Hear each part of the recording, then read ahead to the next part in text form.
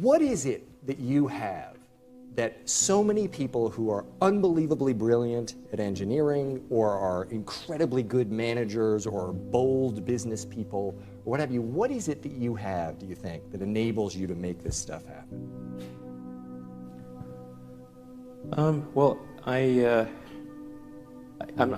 first of all, I certainly don't think I can, do anything or do most things that people think are impossible, because I think a lot of what people think is impossible is actually impossible. But occasionally it's not. I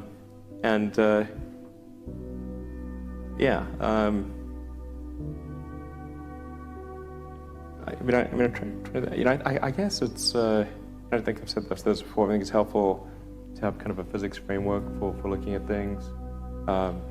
Do a first principles analysis, look for negative feedback, and like really believe in what you're doing, but not just from a blind faith standpoint. Like to have really thought about it and say, okay, this is true. I'm convinced it's true, and I've tried every angle to figure out if it's untrue, and sort negative feedback to figure out maybe if I'm maybe wrong. But then after all that, it still seems like this is the right way to go. Then that I think gives one a fundamental conviction and an ability to convey that conviction to others, and to convince them to join. And that's what a company is. It's a group of people who come together to create a product of some kind. And so if you can convey that and answer the concerns that people have, convince them that this is something that needs to be done, it's important, and here is a path to do it, even if that path has a lot of danger associated with it and risk, and maybe it won't succeed.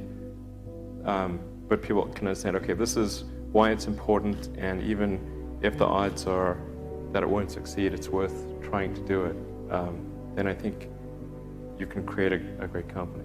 And just being really rigorous in making that assessment, because people tend to, a natural human tendency is wishful thinking. So a challenge for entrepreneurs is to say, well, what's the difference between really believing in your ideals and sticking to them versus pursuing some unrealistic dream that doesn't actually have merit? And that is a really difficult thing to tell.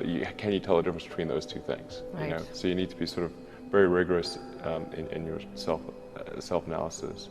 I think certainly extremely tenacious, and then just work like hell. I mean, you just have to put in, 80 to 100 hour weeks every week. And That's then a lot of work.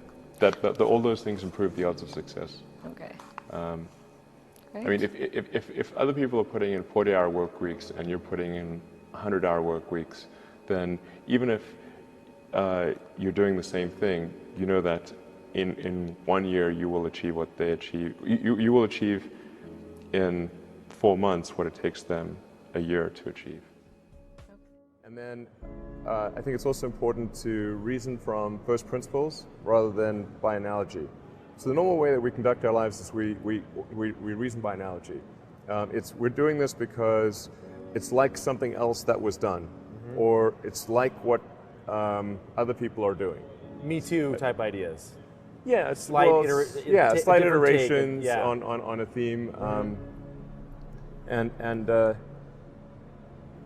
it's because it's kind of mentally easier to reason by analogy rather than from first principles. But by first principles is kind of a physics way of looking at the world, and what that really means is you kind of boil things down to the most fundamental truths, and say, okay, what are we sure is true, or as sure as possible is true, and then reason up from there. That takes a lot more mental energy. Give me an example of that. Like, what's one thing that you've done that on that you feel has worked for you?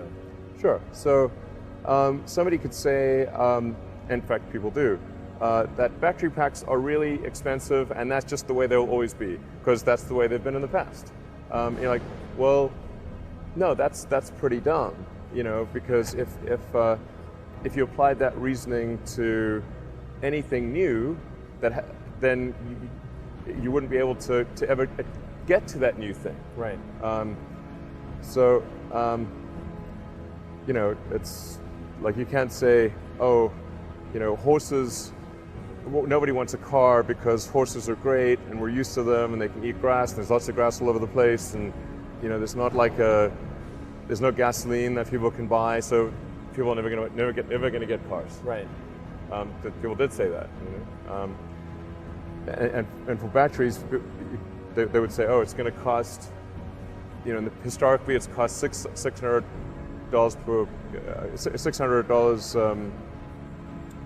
per kilowatt hour, and so it's not going to be much better than that in the future. And you say, no, okay, well, what are the batteries made of? So first principles would be to say, okay, what are the material constituents of the batteries? What is the spot market value of the material constituents? So you can say, okay, it's got cobalt, nickel, aluminum, carbon, and some polymers for separation, and a steel can. So break that down on a material basis and say, okay, what if we bought that on the London Metal Exchange, what would each of those things cost? Like, oh, geez, it's like $80 per kilowatt hour. So clearly, you just need to think of clever ways to take those materials and combine them into the shape of a battery cell, and you can have batteries that are much, much cheaper than anyone realizes. How do you think about making a decision when everyone tells you this is a crazy idea? Or where do you get the internal strength to do that? Well, first of all, I'd say I actually think I feel fear quite strongly. So it's not as though I just have the absence of fear. I feel it quite strongly. But there are just times when something is important enough, you believe in it enough, that you do it in spite of the fear.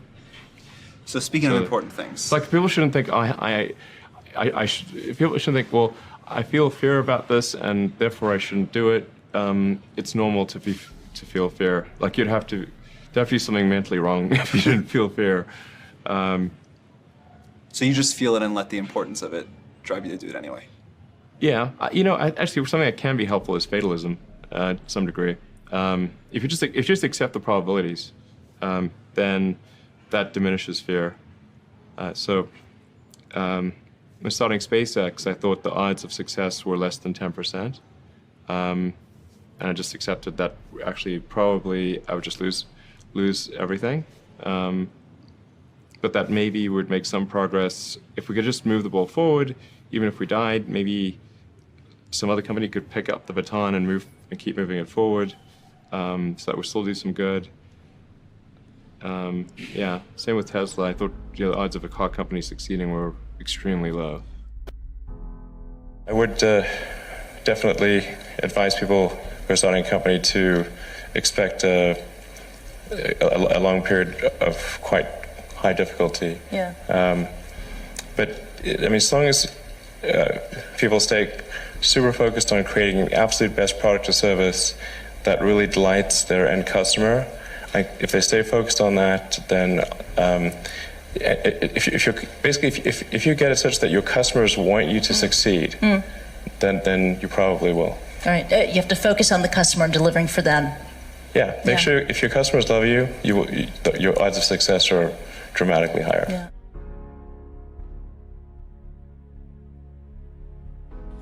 First of all, I'd say starting a business is not for everyone.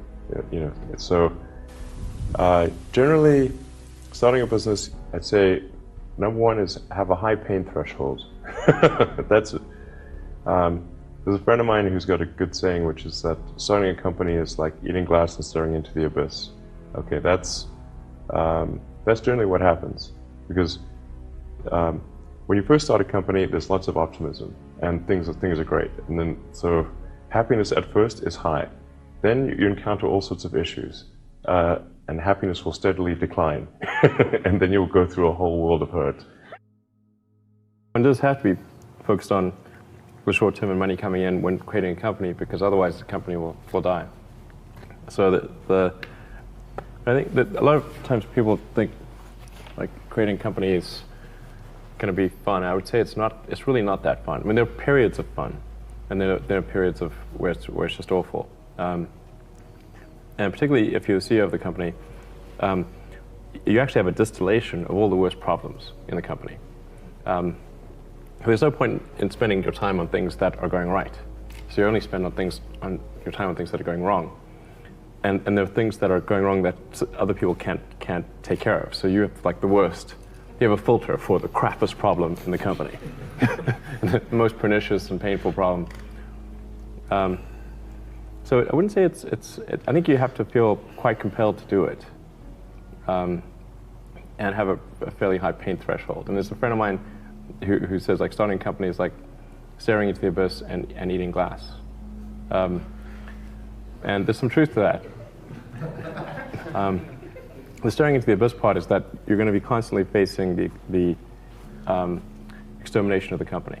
Because most startups fail. It's like 90%, arguably 99% of startups fail. So that's the staring into the abyss part. You're constantly saying, okay, if I don't get this right, the company will die. It can be quite stressful. And then the eating glass part is you've got to do the problems. You've got to work on the problems that the company needs you to work on, not the problems you want to work on. And so that's you end up working on problems that you'd really wish you weren't working on. And so that's the eating glass part. And that goes on for a long time. So how do you keep your focus on the big picture when you're constantly faced with, we could be out of business in a month? Well, it's just a very small percentage of mental energy is on the big picture. Like you know where you're generally heading for, and the actual path is going to be some sort of zigzaggy thing in that direction. And try not to deviate too far from the path that you want to be on, but you're going to have to do that to some degree. But I don't want to diminish the. I mean, I think the profit motive is a good one if the rules of an industry are properly set up. So there's nothing fundamentally wrong with profit. In fact, profit just means that people are paying you more for whatever you're doing than you're spending to create it. That's a good thing. and if that's not the case, then you'll be out of business, and rightfully so. Because you're not adding enough value. Do you have the same fun from innovation as from business, running a business? Well, I mean, or would I guess, you rather to be just an innovator, engineer, instead of a business owner or runner? I mean, I'd love to just do innovation and just do engineering. But you raise a good point, because a lot of life in general, in any job, there's like you have to do your chores. Mm-hmm. There's because nobody else can do that for you, right? Well, I think to be successful at almost anything, you have to do the tough stuff and as well as the enjoyable stuff. You have to do the boring stuff as well as the non-boring stuff. And if you don't do your chores, then bad things will happen. But if they don't do the things that they don't like to do, then the company will be in trouble. Yeah. Like you have to, you basically, like it's more fun to cook the meal than to clean the dishes. Mm-hmm. Okay, but you need to clean the dishes. You need to do both. Yes, you need to do both, exactly. With Tesla, your goal has been to make a better car. And you've done that with an electric vehicle that people covet, that has quite a cult following, that's upgradable. But you also want to achieve, and your turn of phrase is very nice, or try to achieve this platonic ideal of a car, right? To reach perfection. So what does the perfect car look like? Well, I mean, I do use that phrase with our engineering design team, that aspirationally we're in pursuit of the platonic ideal of the perfect car. Yeah. Who knows what that looks like actually, but you want to try to make every element of the car as flawless as possible. And there will always be, some degree of imperfection, but try to minimize that and create a car that is just delightful in every way. And I think if you do that, then the rest kind of takes care of itself. Whatever you're doing is a great product or service. It has to be really great. And I go back to what I was saying earlier, where if you're a new company, I mean, unless it's like some new industry or new market that, if it's an untapped market, then you have more ability to, the standard is lower for your product or service. But if you're entering anything where there's an existing marketplace against large entrenched competitors, then your product or service needs to be much better than theirs. It can't be a little bit better, because then you put yourself in the shoes of the consumer and they say, why would you buy it as a consumer? You're always going to buy the trusted brand unless there's a big difference. So a lot of times, entrepreneur will come up with something which is only slightly better. And it can't just be slightly better. It's got to be a lot better. Number 3, I'd say, is constantly seek criticism.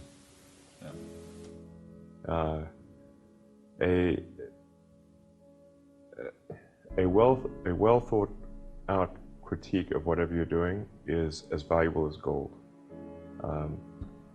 And you should seek that from everyone you can, but particularly your friends. Usually your friends know what's wrong, but they don't want to tell you because they don't want to hurt you. So they'll say, oh, I wouldn't encourage my friends, so I'm not going to tell him what I think is wrong with his product.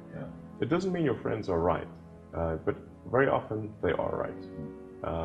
And you at least want to listen very carefully to what they say. And to everyone, if you're looking for, basically, you should take the approach that you're wrong. That you, the entrepreneur, are wrong. Your goal is to be less wrong. But you've also said, in terms of where you want to go, that developing a high-performance sports car is not what this is about. Absolutely. This is about something else, and you want to develop a sedan. Yeah, the whole purpose behind Tesla, the reason I put so much of my time and money into helping create the business is we want to serve as a catalyst for accelerating the electric car revolution. The price of gas at the pump does not reflect the true cost of gasoline because you have a consumption of a public good. It's one of the most. It's really a common problem in economics. You have the same thing in fishing, where because there's no cost to fishing stocks, people just overfish and you have disaster that ensues. Right. And here we're not paying for the cost of the CO2 concentration in the oceans and atmospheres. We're not paying for all the ancillary effects of the wars and all the other things at the gas pump. So you effectively have a subsidy taking place at the gas pump because of that. So the only way to bridge that is with innovation, is to try to make electric cars better sooner than they would otherwise be. I think successful entrepreneurs probably come in all sizes, shapes, and flavors. I'm not sure there's any one particular thing. For me, some of the things I've described already, I think, are very important. I think really an obsessive nature with respect to the quality of the product is very important. So being obsessive compulsive is a good thing in this context. Really liking what you do, whatever area that you get into. Given that even if you're the best, there's always a chance of failure. So I think it's important that you really like whatever you're doing. If you don't like it, life is too short. I'd say and also if you like what you're doing, you think about it even when you're not working. I mean, it's something that your mind is drawn to, and if you don't like it, you just really can't make it work, I think.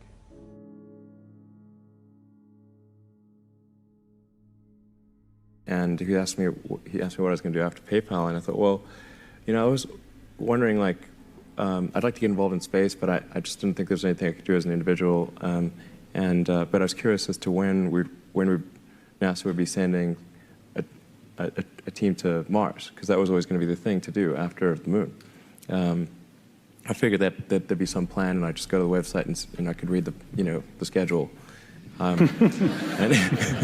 Then Mars occurs. Oh yeah, it's like, okay, 2017, good, okay. But actually, there wasn't anything on the website, and or at least I thought, like, can I not find it? Like, what's going on here? And is it secret? I don't know.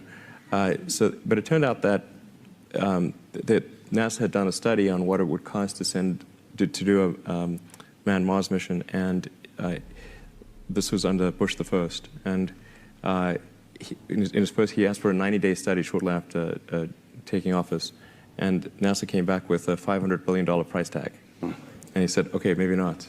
Billion with a B. That's when $500 billion was serious money for the government. So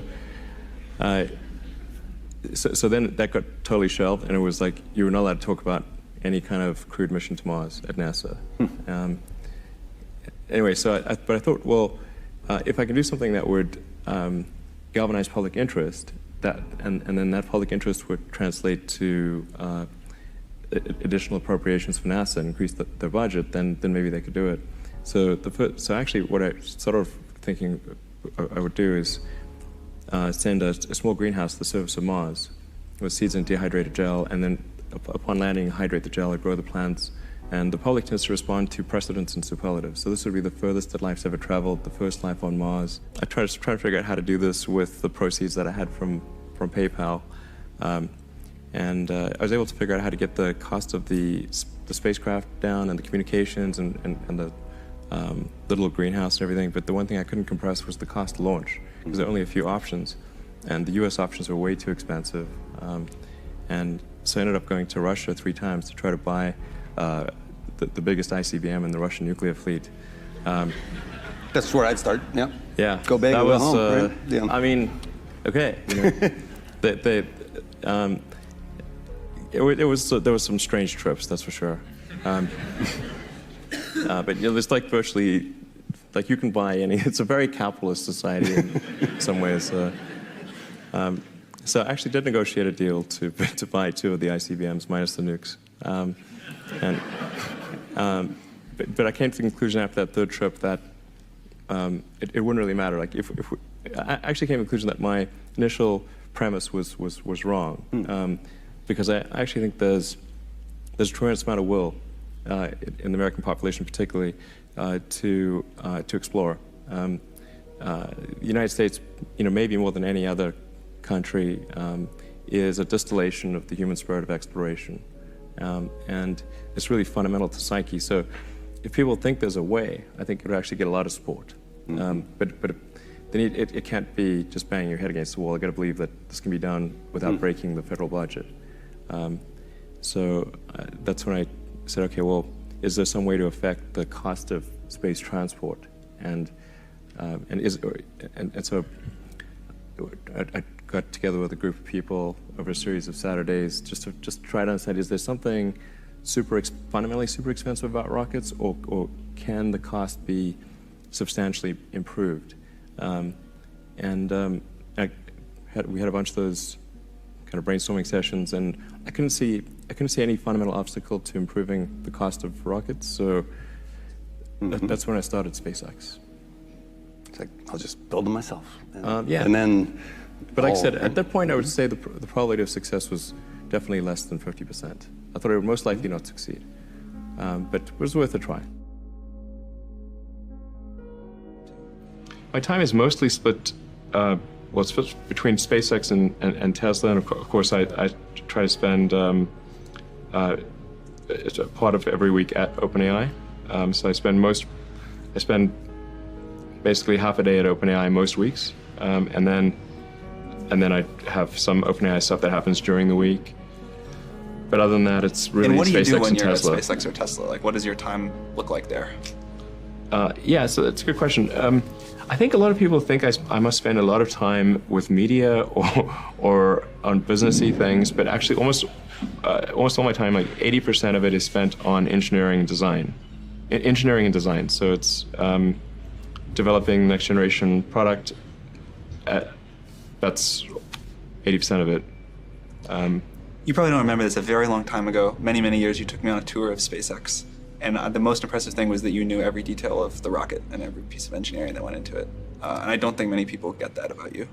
Yeah, I think a lot of people think I'm kind of a business person or something, which is fine. Like, business is fine, but but really, it's like at SpaceX, Gwen Shotwell is Chief Operating Officer. She kind of manages legal, finance, sales, and kind of general business activity. And then my time is almost entirely with the engineering team, working on improving the Falcon 9 and the Dragon spacecraft and developing the Mars colonial architecture. And then at Tesla, it's working on the Model 3 and some in the design studio, typically half a day a week, dealing with aesthetics and look and feel things, and then most of the rest of the week is just going through engineering of the car itself, as well as engineering of. I've heard your response to the question, but these guys need to hear it. Why is Mars important? Why does Mars matter?